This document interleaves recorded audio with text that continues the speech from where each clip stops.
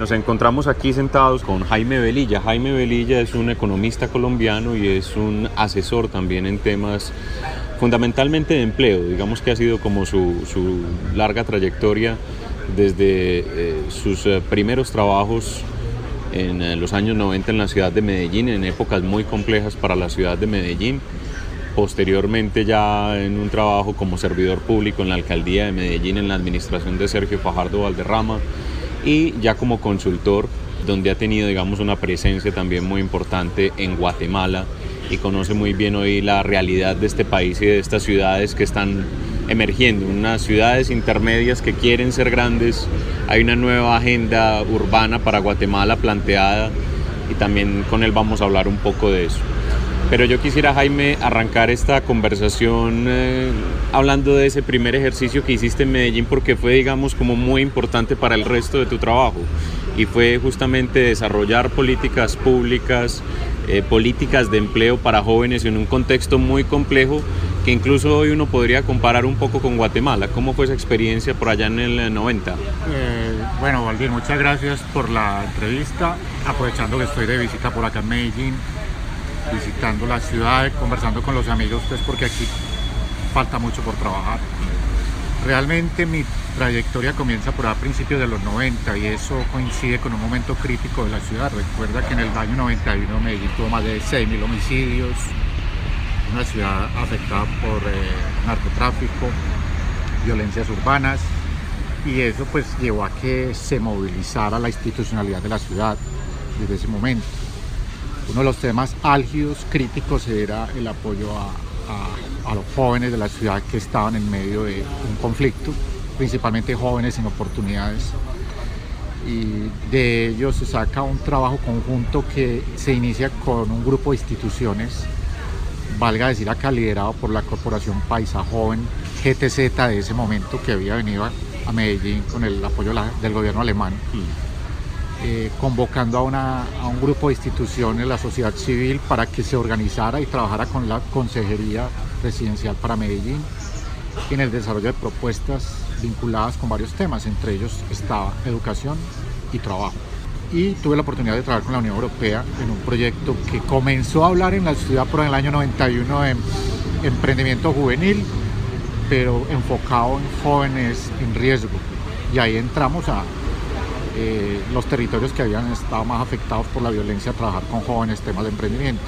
Luego de hacer un trabajo muy valioso para Medellín, donde creamos, digamos, unas metodologías que las instituciones fueron asimilando para trabajar con jóvenes, me fui a montar mi consultora, porque uno queda con muchas ganas también de ir por el mundo regando el conocimiento que adquirió y trabajando para otras organizaciones a nivel nacional e internacional. Sergio Fajardo me conoce por un proyecto que estuvimos trabajando sobre tendencias ocupacionales en Medellín, el sector de software, comercio al por menor, en el clúster también de energía y otros clústeres. Y a través de ese estudio pues nos pusimos a pensar la ciudad que iba a necesitar en términos de recursos humanos para que las entidades de formación conocieran qué programas había que formular. Siempre con el tema jóvenes por delante, porque jóvenes pues siempre es un tema muy álgido alrededor del empleo, de la educación y del trabajo. Tuvimos el privilegio de empezar a caminar la ciudad para generar propuestas como fue Cultura E, una promoción del emprendimiento, la innovación, la ciencia, la tecnología, desde la educación, aprovechando los parques biblioteca como infraestructura donde se encuentra la comunidad para hablar de emprendimiento y todos esos temas, el tema de la formación para el trabajo. Ahí diseñamos Jóvenes con Futuro, que llegó a formar 10.000 jóvenes, uno de los proyectos más lindos que he tenido en mis manos desde su creación, siempre con el apoyo de Fajardo, porque él siempre ha querido y ha creído en tener que apoyar a esos jóvenes que están a punto de entrar por la puerta amplia de la violencia. Entonces lo que hicimos fue montar un programa de formación pertinente a la medida de las necesidades, consultando con el sector productivo que se necesitaba en ese momento. Y ahí, bueno, ahí estuve los 4 años con él, luego estuve un año con Alonso Salazar, dándole continuidad al proyecto de Cultura E, Cultura del Emprendimiento y la Innovación. Y por cuestiones de la vida fui a Guatemala a trabajar en la implementación de políticas de juventud, correspondiéndome el renglón de empleo juvenil. teníamos que llegar a Guatemala en el año 2009 a implementar políticas que ya se habían pensado y diseñado por el gobierno, pero ya que había que ponerlas en terreno. Y ese trabajo se hizo asesorando a los ministerios de Economía, Educación y de Trabajo para que esas políticas ya entraran a operarse. Otra vez por cosas del destino, vuelvo a Medellín en el 2014-2015 a trabajar en la última mitad del gobierno de Fajardo con la Secretaría de Productividad y Competitividad, lo acompañé, aprendiendo mucho ya porque es llevar la experiencia de Medellín a 125 municipios, 124 municipios en términos de productividad y competitividad. Lo que habíamos aprendido en Medellín se pasaba a esos municipios desde el plan de desarrollo de ese momento.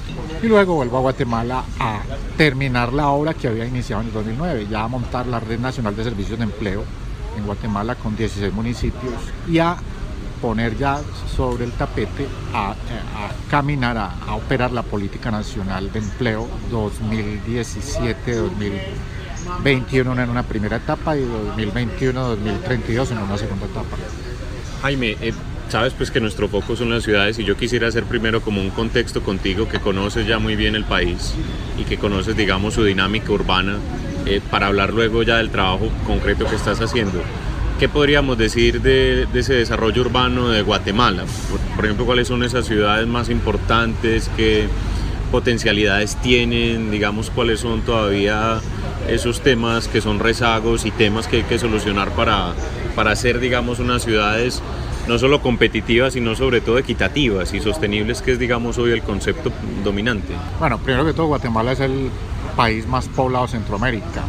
Ahora se habla de que pasó los 17 millones, se va a hacer el censo poblacional este año.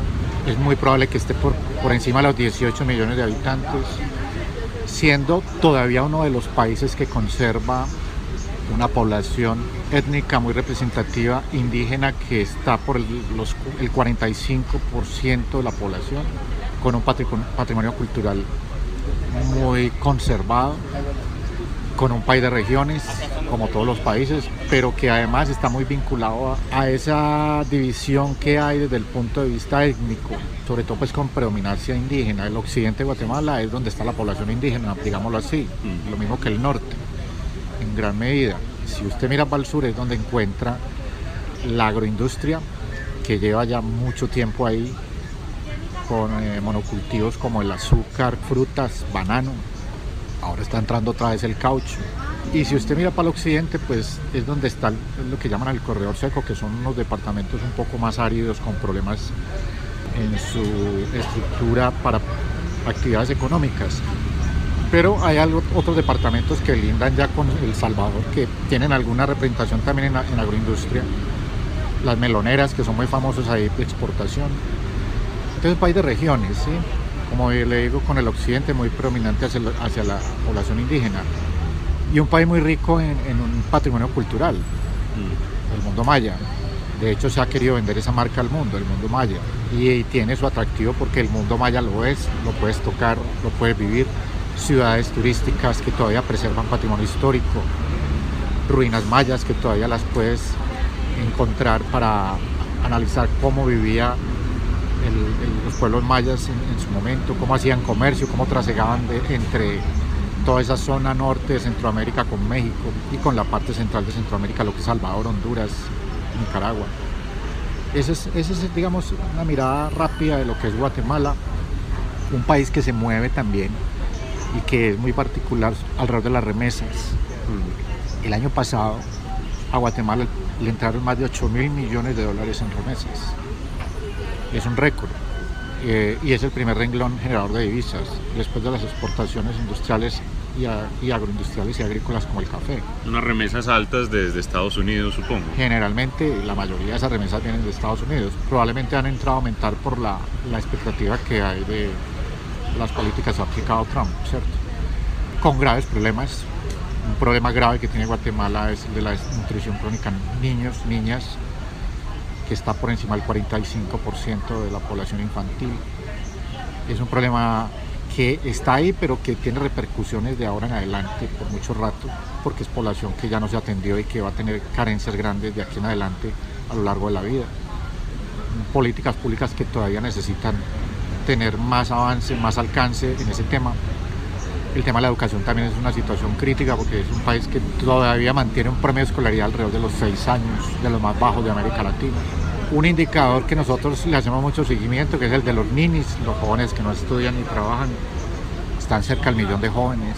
Y un problema que también ha marcado mucho en estos momentos, pues que es el de la falta de oportunidades para los jóvenes ingresar al mundo del trabajo, pero que nace de la baja calidad de la educación que existe, sobre todo en el sector público de la educación. Son problemas que están ahí, pero que a futuro van a repercutir más adelante si no se toman medidas de política pública, pues, por parte del gobierno para que ese problema tenga una mirada y una solución a mediano y largo plazo. Es un país que está en lo que se llama el Triángulo Norte, que está integrado también por Honduras y El Salvador, que tienen problemas muy parecidos a los que tiene Guatemala. Eso te iba a decir, Jaime, perdóname que te interrumpa. Ahí hay un tema clave y es el tema de narcotráfico, de violencia armada, de delincuencia, que para estos 3 países es complejo, pero pues para los países y también para sus ciudades.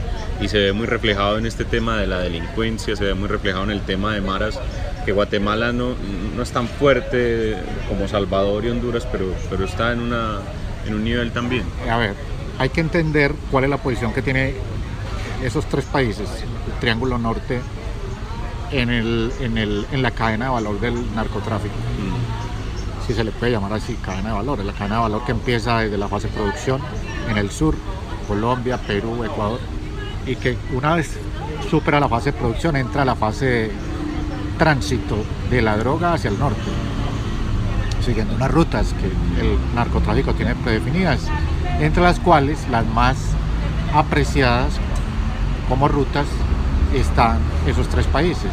Lo que sucede es que las costas de estos 3 países son muy apetecidas por el narcotráfico para entrar la droga de Colombia a Centroamérica o de Ecuador a Centroamérica por esos 3 países y hacer el trasiego a México vía terrestre para pasar la frontera luego. Entonces el problema que se ha generado ahí es que como es un país donde hay un alto déficit de oportunidades principalmente en jóvenes, pues eso ha generado una cadena de narcotráfico que alimenta la violencia en todas sus expresiones, pero que además se devuelve en contravía con el tráfico de armas, el lavado de dólares y otras expresiones de la informalidad, negocios de informalidad. Entonces genera toda una cultura de violencia y de ilegalidad e informalidad que parte de ese trasiego de drogas que va hacia el norte.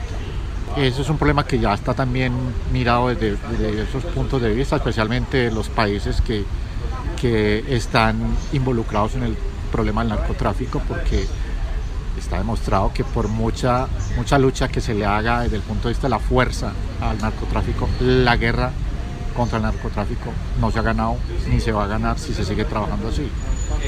Y por eso te digo, son 3 países que tienen los mismos problemas comunes y que esos problemas tratan de buscar por parte de la comunidad una solución en la ilegalidad, en la informalidad y en la violencia. Ahora, el tema de las maras. Centroamérica sigue siendo un centro de operación de la mara, pero la mara ya no es la única fuerza ni la más violenta en Centroamérica, porque la mara se ha venido atacando, en algunos casos se ha venido debilitando, pero surge el tema de la pandilla, de las bandas criminales, como las llamamos en Colombia, es otra expresión de violencia, que también se mete en negocios de la ilegalidad, de la informalidad, de la violencia, del narcotráfico, en diversas expresiones. Entonces, no es solamente la mara, son otros formatos de grupos armados criminales que también están interactuando ahí, también vinculados con los cárteles mexicanos, vinculados con bandas criminales en el sur, con Colombia, que los atan o se relacionan a través de negocios de narcotráfico y negocios de ilegalidad. Yo quiero hacer la conexión justamente con tu trabajo hoy porque justamente parte de tu asesoría a Guatemala y al gobierno guatemalteco a través de una organización alemana que es con quien estás trabajando hoy va en esa dirección de generación de empleo, de generación de competitividad, de generación también de empleo juvenil, de oportunidades, que es, digamos, la única posibilidad coherente, sensata que existe para combatir esta criminalidad de la que tú estás hablando. ¿Qué está haciendo hoy el país en ese propósito? ¿Ustedes cómo los están acompañando? Bueno, hay un paso, digamos que desde hace unos 2-3 años Guatemala empezó a mirar una problemática por la que hay que empezar a atacar el problema, y es el territorio. Porque si tú vas a Guatemala y aterrizas en Ciudad de Guatemala, te vas a encontrar una ciudad capital que tiene unos niveles de desarrollo mucho más avanzados que el territorio más allá de la capital, que las grandes ciudades por fuera de Ciudad de Guatemala o las ciudades intermedias o las pequeñas ciudades. Es una ciudad que tiene desarrollo, que se vuelve muy atractiva para la migración interna, pero que por esa alta concentración que ha recibido desde el interior empieza a tener graves problemas, también de violencia y de desigualdad. Lo mismo que hemos tenido en Colombia, son los mismos problemas que hemos tenido en Colombia. Hace 3 años se empezó a hablar de ciudades intermedias, digamos como un sistema de redes de ciudad. No son áreas metropolitanas, son redes de ciudades encabezadas por una ciudad intermedia, en las que empieza a mirarse cómo generar ahí estrategias de desarrollo desde el territorio. Entonces se empieza a hablar de 5 nodos de ciudades intermedias, 2 puertos, uno en el Pacífico, otro en el Caribe, 2 ciudades turísticas que además son muy competitivas y muy atractivas para el turismo de talla mundial, como es Antigua y el Petén, que es donde está la ciudad Tikal, la ciudad maya, una ciudad global, que es la capital. Esa mirada y esa distribución ya del territorio, digamos ese esquema de planificación territorial, empieza a llamar mucho la atención porque ya desde el centro empieza a mirarse el territorio y a pedirle al territorio cómo desarrollarse, qué estrategia seguir a los 5 nodos, a las ciudades turísticas, a los puertos y a la ciudad global, a la capital. Pero además cómo unirlas a través de una red de carreteras, autopistas, modernización de aeropuertos, modernización de los puertos en el Caribe y en el Pacífico. Digamos que ahí empieza ya un primer ejercicio que llama la atención de académicos, del sector privado, del sector público, de la cooperación internacional, pero que está ahí, que no ha avanzado hacia ya el direccionamiento estratégico de qué es lo que sigue, cuál es el plan a seguir. Ahí vamos, ya por lo menos empezó a tender un sueño. Ahora, desde el punto de vista político, el gobierno ha tenido pues muchos problemas en los últimos 2 años. No quiero hablar de esos problemas porque no es el objeto de esta entrevista, pero digamos que esos problemas han desgastado mucho al gobierno para darle mayor peso y mayor esfuerzo a pensar en el desarrollo de las ciudades intermedias. El sector privado lo tiene en su agenda, pero el sector privado tiene que trabajar conjuntamente con el gobierno y no ha encontrado mucho espacio en los 2 últimos años para trabajar una agenda conjunta para avanzar en el desarrollo de ciudades intermedias. La cooperación siempre ha estado pendiente de los avances en esto, pero digamos que el reto que hay ahora es volver a meterle el mayor esfuerzo, tanto el sector público como el sector privado, para poner a trabajar esa agenda ya en el territorio sobre para dónde tiene que avanzar el desarrollo de estas ciudades intermedias. Se habla de 4 campos. El primero, la resiliencia de las ciudades. Estas ciudades tienen problemas graves hídricos, manejo de basuras, espacio público, sobre los que hay que actuar rápidamente. Si no se actúa rápidamente y si no entra sobre las agendas de desarrollo, esas ciudades van a colapsar en esos campos. Está el tema de la competitividad. Hay un enfoque de desarrollar las ciudades intermedias en Guatemala alrededor de clúster, pero bajo mi opinión creo que todavía falta mucho entender qué es un clúster, que es una cadena de valor con enfoque territorial. El clúster no puede ser nacional, tiene que ser un enfoque de clúster territorial. Es decir, cada ciudad alrededor de qué se va a especializar. ¿Y es la posibilidad de varios clústeres? Ya hay identificados varios. Uno de los más fuertes es turismo, sí, que es uno de los países más atractivos al turismo, yo diría, de talla mundial, ¿sí? Donde hay que trabajar en el desarrollo de la competitividad del sector rápidamente, porque Guatemala está en la agenda del turismo internacional como uno de los destinos favoritos para muchos turistas internacionales que quieren venir a trabajar, a tocar el turismo de naturaleza, el turismo de patrimonio cultural. El otro tema es la agroindustria, la capacidad de generación de alimentos que tiene Guatemala en diversas zonas.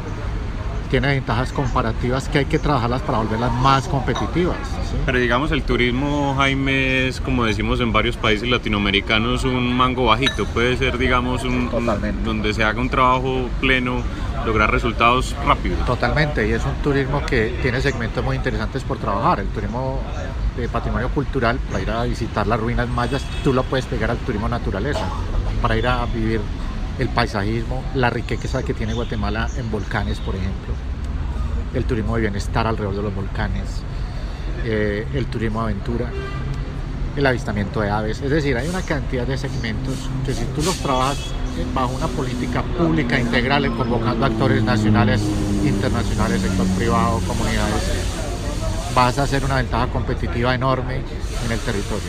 Lo que ha faltado es 22, 23 millones de habitantes en los próximos 10 años. Yo creo que va a ser más allá de los 21 entre ciudades, campo, ciudad, dentro de Guatemala o dentro del mismo Centroamérica, dentro de esos 3 países. Entonces va a ser un país que va a crecer de población, que va a seguir siendo joven. 10 de cada 10 guatemaltecos, 7, 8 están menos de 30 años, una población muy joven, que tiene que aprovechar un bono demográfico porque no lo ha aprovechado, no ha cobrado su bono demográfico. El problema de los 6 años de escolaridad, la deserción escolar es muy alta. Todo eso forma parte de un trabajo que hay que articular entre el gobierno y los demás sectores nacionales para que el país gane en competitividad nacional y en competitividad territorial.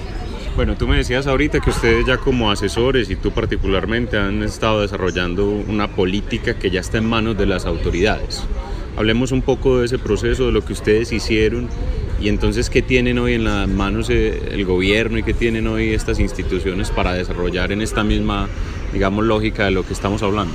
Bueno, en el tema de empleo, que hemos trabajado con el Ministerio de Trabajo, Economía y Educación y el Ministerio de Desarrollo Social, 4 ministerios que los sentamos en la mesa porque eso es un tema que había sido muy complejo, sentar a 4 ministerios a hablar alrededor del empleo, la empleabilidad, formación para el trabajo, emprendimiento, desarrollo de negocios, formalización de negocios. O sea, no hay una historia de articulación. Es muy reciente, te lo digo, es muy reciente. Ese fue un primer ejercicio que hicimos de generar confianzas entre las instituciones, generar luego confianzas entre las instituciones públicas con actores privados, que es una tarea que todavía hay que seguirla trabajando. Generar confianzas entre el centro y los territorios es aún más complicado. Bajo un esquema de trabajo centralizado, ir rompiendo esos paradigmas de que el centro manda y de que hay que darle espacios al territorio para que participe también en la mesa de trabajo también ha sido muy complejo. Ahí hay mucho por trabajar todavía, apenas está empezando. Y ese centro es Guatemala con todo el poder, lógicamente, de gobierno nacional. Y es un país que todavía necesita generar muchas confianzas interinstitucionales, públicas, privadas, para poder facilitar además alianzas público-privadas. ¿Sí? A veces el sector público ve al sector privado como un no aliado por problemas históricos que tienen arraigo por ahí de los procesos de la violencia que vivió Guatemala. Guatemala firmó los acuerdos de paz va a ser 22 años que lo firmó y todavía hay heridas que no se han cerrado. Entonces eso ha propiciado generar muchas desconfianzas entre varios de estos actores. Pero lo primero que hicimos fue poner a hablar a esos actores públicos que generaron ya una agenda de trabajo 2021 en 4 áreas. Servicios de empleo. Es mucho trabajar la orientación para contarle a la gente qué tiene que hacer usted para acceder a un empleo decente. Si no tiene formación, venga, dígame quién lo tiene que formar para que usted pueda acceder después a un empleo decente. Servicios de intermediación laboral, orientación, formación para el trabajo. Porque como la deserción escolar es tan alta, hay muchos jóvenes que desertaron y que lo que decimos no saben hacer más allá de lo que ellos digan, póngame a hacer lo que quieran, pero tenés que ofrecerles servicios de formación laboral. Se ha propiciado montar una red nacional de servicios de formación laboral liderada por el INTECAP, que es como el SENA en Colombia, fortalecer la media, la educación media. En eso viene un trabajo arduo ahora en los próximos años con la cooperación de Estados Unidos. Desarrollo empresarial, desarrollo de cadenas de valor, entre ellas el turismo, la agroindustria, TICS, el sector automotriz. Ese es un sector fuerte en Guatemala que está por desarrollarse, que tiene ventajas comparativas interesantes. El sector servicios, sector logística. Bueno, hay varias cadenas de valor ahí que ya se tienen en la mira para fortalecer, siempre con un enfoque territorial alrededor de las ciudades intermedias. Y la formalización, que es un problema alrededor del empleo en todos estos países, pero que en Guatemala es caótico. Y finalmente, ahora lo que seguirá es propiciar ya políticas de desarrollo territorial alrededor del empleo y el emprendimiento y la innovación, siempre con el apoyo de la cooperación internacional. Se acaba de empezar el proyecto de programa de apoyo al emprendimiento con el Ministerio de Economía, pero trabajando en territorios. Viene un proyecto de fortalecimiento a la media también en territorios con el apoyo de del gobierno de Estados Unidos. Lo que quiero decirte es que ya las acciones están bajando a los territorios, ya no es la cooperación para todo el país desde el centro, sino la cooperación y el trabajo con el gobierno, con el sector público, el sector privado, en esos territorios que se han empezado a progresar. Lo que hay que hacer es que el gobierno le baje la atención a sus problemas que tiene, que lo han desviado, y que se meta más en las agendas de trabajo de descentralización, de políticas de desarrollo del territorio con las alcaldías. Que ese es otro tema que no lo hemos tocado acá, y es que Guatemala necesita una reforma de descentralización muy profunda. Ahí todavía existe la reelección de alcaldes, gobernadores, que le ha generado más problemas que ventajas. Ese es otro tema. La autonomía fiscal todavía depende mucho del centro. La capacidad de generación de recursos fiscales desde las municipalidades es de muy bajo margen, depende mucho del centro. Eso hay que trabajarle mucho más. Muy parecido a la reforma que hubo en Colombia por ahí en el 86 con Belisario Betancur, cuando ya se empezó a hablar de la transferencia de recursos desde el IVA, la descentralización de recursos, la capacidad de los municipios para actualizar sus catastros, y los impuestos de industria y comercio, los impuestos a los negocios, en fin, todo eso está por hacerse para que los municipios tengan más capacidad de solvencia fiscal para ejecutar planes de desarrollo local, planes de desarrollo regional, siempre en la línea de las políticas que hemos hablado aquí, pues, de descentralización alrededor de las ciudades intermedias. En resumen, Jaime, el futuro de Guatemala está en las ciudades. Sí, están. Por eso te decía al principio, hay una ganancia porque ya se empezó a mirar las ciudades. Honduras tiene ahora un programa que se llama 2020, que es también una cosa muy parecida a lo que hizo Guatemala con la focalización de ciudades intermedias. Más que Honduras lo está mirando es desde sectores económicos, donde está el turismo, la agroindustria, las TICs, la maquila. Honduras es uno de los países de mayor alcance de maquila, la manufactura intermedia, que es una maquila más profesionalizada, pero que lo ha llevado a mirar ese desarrollo desde las regiones, desde las ciudades, San Pedro Sula, Tegucigalpa, Distrito Central, Comayagua, y lo que uno ve es trabajar todas esas agendas de desarrollo territorial. Aquí los procesos, como siempre pasa en este país, han sido muy lentos, han sido muy lentos, y hay que ponerle más el pie al acelerador, sobre todo en cómo empezamos pues a poner esto a caminar con la participación de todos los actores locales, regionales, nacionales, la institucionalidad, la sociedad civil, la cooperación internacional, e inclusive actores por fuera de Centroamérica que están muy interesados en que estas regiones avancen. El segundo país que está entrando con inversión extranjera a Guatemala es Colombia. Colombia tiene en la mira a Centroamérica porque entre Colombia y México se están peleando el mercado de comercio exterior centroamericano, que está valorado más o menos en 100.000 millones de dólares. Y en la medida en que los territorios se vayan desarrollando, pues tanto México como Colombia, como Chile, como toda esta franja del Pacífico va a estar muy interesada en llevar negocios a estos países, siempre y cuando estas agendas de desarrollo local paralelamente vayan trabajando y mostrando ventajas en el territorio para que la inversión llegue. ¿Sí? Pues Jaime, ha sido, digamos, una conversación muy reveladora esta sobre Guatemala y sobre lo que tiene como desafíos. Espero y esperamos que toda esta estrategia que ustedes han construido, que tú como asesora has construido allá, como bien lo dices, ruede. Ya digamos hay cierto optimismo porque por lo menos ya se han logrado dar unos pasos, aunque tímidos, pero que eran impensables hace algunos años. Así que ojalá todo salga muy bien y seguiremos hablando porque Guatemala es un país, y sus ciudades en particular, ya lo decía, son el centro, digamos, de este ejercicio de desarrollo, de competitividad y sobre todo de equidad para una región que lo necesita mucho. Centroamérica en general necesita mucho, como toda América Latina, disminuir sus altos grados de desigualdad. Muchas gracias por acompañarnos en la Network, hombre, y ayudarnos a entender mejor esta realidad. Hombre, muchas gracias, y aquí estaremos pendientes. Seguro que esto va a generar algunas preguntas de otras personas y estaremos atentos.